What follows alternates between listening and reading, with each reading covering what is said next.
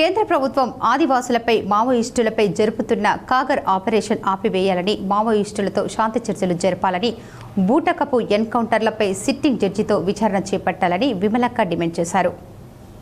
దేశంలోని మధ్య భారతంలో ఆదివాసులపై కేంద్ర ప్రభుత్వం దాడులు, హత్యకాండను తక్షణమే ఆపాలని, అడవులను, అటవీ సంపదను బడా కార్పొరేట్ శక్తులకు కట్టబెట్టడాన్ని ఉపసంహరించుకోవాలని సోమవారం 3 ప్రజా సంఘాల ఆధ్వర్యంలో నిరసన సభ నిర్వహించారు.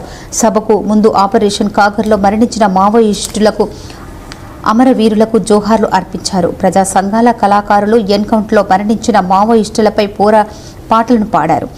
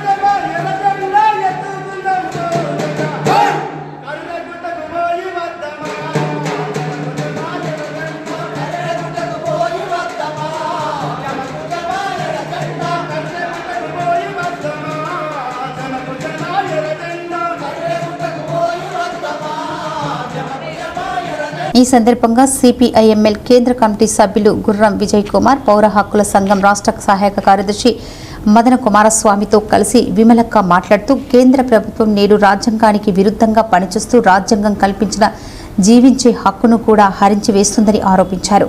ప్రభుత్వాలను నేడు జీవించే హక్కు కోసం అడుక్కునే పరిస్థితులు దాపురించాయని అన్నారు. కేంద్ర ప్రభుత్వం ఆపరేషన్ కాగర్ పేరుతో ఆదివాసులపై దాడులకు, హత్యకాండకు పాల్పడుతూ మావోయిస్టులను మట్టుపెట్టే ప్రయత్నం చేస్తుందని, మావోయిస్టులకు శాంతి చర్చలకు సిద్ధమని ప్రకటిస్తున్న నేపథ్యంలో ప్రభుత్వం శాంతి చర్చలను జరపాలని డిమాండ్ చేశారు. అడవుల్లోని ఖనిజ సంపదను బహుళజాతి కంపెనీలకు కట్టుబెట్టడానికి కేంద్ర ప్రభుత్వం ఆపరేషన్ కాగర్ పేరుతో మావోయిస్టులను మట్టుపెట్టడానికి సిద్ధపడిందని, అది వెంటనే విరమించుకోవాలని ప్రభుత్వాన్ని డిమాండ్ చేశారు. మన దేశంలో కోర్టుల ఉల్లంఘన జరుగుతూ ఉంది.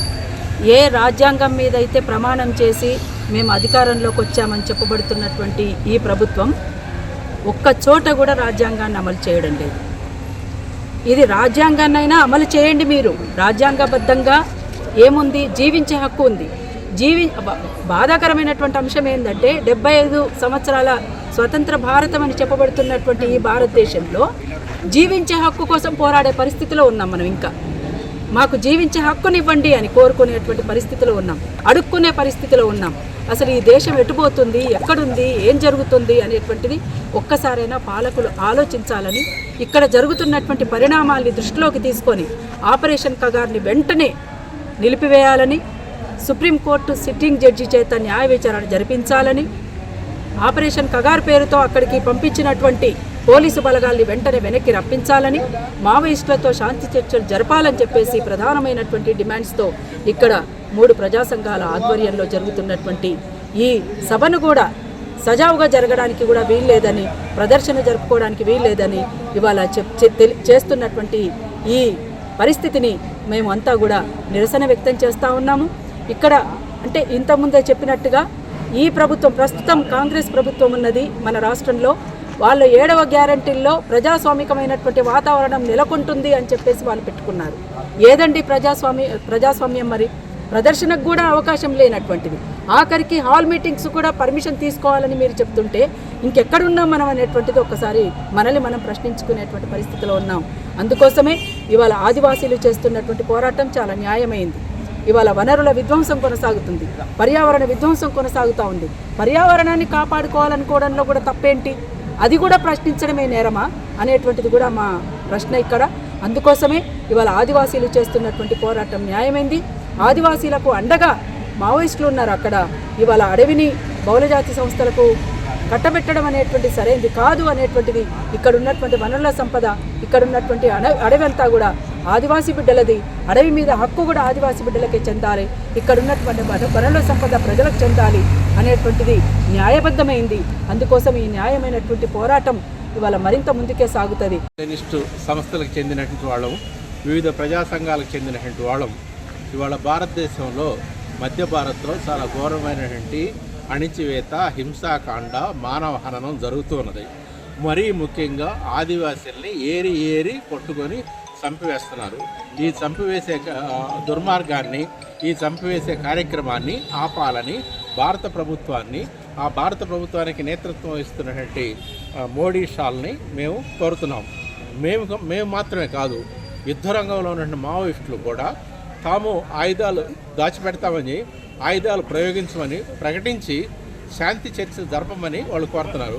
ఈ శాంతి చర్చలు జరపడం ద్వారా మధ్య భారత్లో జరుగుతున్నటువంటి హింసాకాండ, అణిచివేత ఇదంతా ఆగిపోవాలనేటువంటి వాళ్ళ కోరిక, సహజమైనటువంటి మానవీయ కోరికతోటి వాళ్ళు ఆయుధాలు మేము నిలిపివేస్తాము, మీరు కూడా పోలీసుల్ని వాళ్ళని పంపి ఆదివాసులను చంపడాన్ని, మావోయిస్టులను చంపడాన్ని ఆపివేయండి. ఈ విధంగా వాళ్ళు కోరుతున్నప్పటికీ భారత ప్రభుత్వం వాళ్ళ మాటలు వినిపించుకోవట్లేదు.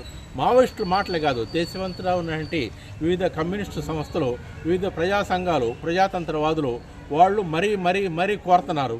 వాళ్ళు రాష్ట్రపతికి కూడా ఒక విజ్ఞప్తి పంపించారు. అయినప్పటికీ భారత ప్రభుత్వం ప్రజాతంత్రవాదుల మాటలు కానీ, పార్లమెంట్లో ఉన్నటువంటి పక్షాల మాటలు కానీ వినటానికి సిద్ధంగా లేదు. మానవ హననాన్ని, ఆదివాసీల తుడిచివేతని, ఆదివాసీలకు అండగా నిలబడినటువంటి మావోయిస్టుల్ని అందరినీ తుదముట్టించాలనేటువంటి ప్రయత్నంలో మోడీ షాలు ఉన్నారు. ఎందుకు ఉన్నారు అంటే మధ్య భారత్లో అనేక ఖనిజాలకు నిలయం. ఆ ఖనిజాలన్నింటినీ ఈ దేశంలో దళారీలు, ఈ దేశంలో బడా పెట్టుబడిదారులు విదేశాలతో కలిసి, విదేశీ బడా సంస్థలతో కలిసి తవ్వి తీసుకెళ్ళాలి. ఎట్లాంటి దానికి సంబంధించినటువంటి ఖరీదు లేకుండా తవ్వి తీసుకెళ్ళాలి. ఆ తవ్వి తీసుకెళ్లాలంటే ఇక్కడ ఆదివాసీ ఉద్యమం లేకుండా ఉండాలి. ఆదివాసీలకు మద్దతు ఇచ్చే మావోయిస్టులు కానీ మరొకరు కానీ లేకుండా ఉండాలనే ఒక దుర్మార్గమైనటువంటి ఆలోచన విధానం. 2023 చివరి నాటికే ఇజ్రాయెల్ టెక్నాలజీ, అమెరికన్ టెక్నాలజీ తోటి ఛత్తీస్గఢ్ ఆదివాసీ ప్రాంతంలో కూడా ఒక అత్యాధునికమైన ఒక యుద్ధవాతాన్ని ఇప్పుడు మనం చూస్తున్నాం. ఏదైతే ఉక్రెయిన్ రష్యా యుద్ధం, అట్లాగే మొన్న శుక్రవారం మొదలైన ఇజ్రాయెల్ ఇరాన్ యుద్ధం చూస్తున్నాం. అమెరికా ఈ ప్రాంతంలోని వనరులను దోపిడీ చేయడానికి యుద్ధ తంత్రంలో భాగంగానే ఇక్కడ జనవరి 2001 నుంచి కగార్ అనే ఆపరేషన్ మొదలుపెట్టింది బీజేపీ మోడీ ప్రభుత్వం. అయితే ఈ ఆపరేషన్ ముఖ్య ఉద్దేశం పేరుకు మధ్య భారతంలో ఉన్నటువంటి మావోయిస్టులను మార్చి 2026 లోపల మేము ఏరివేస్తాం, తుదమిస్తామని చెప్తుండ్రు. వాళ్ళు ఛత్తీస్గఢ్లో బీజేపీ రాష్ట్ర ప్రభుత్వం అధికారంలోకి వచ్చిన తర్వాత డిసెంబర్లోనే ప్రకటించారు మేము మావోయిస్టులతోటి శాంతి చర్చలు జరుపుతామని చెప్పేసి.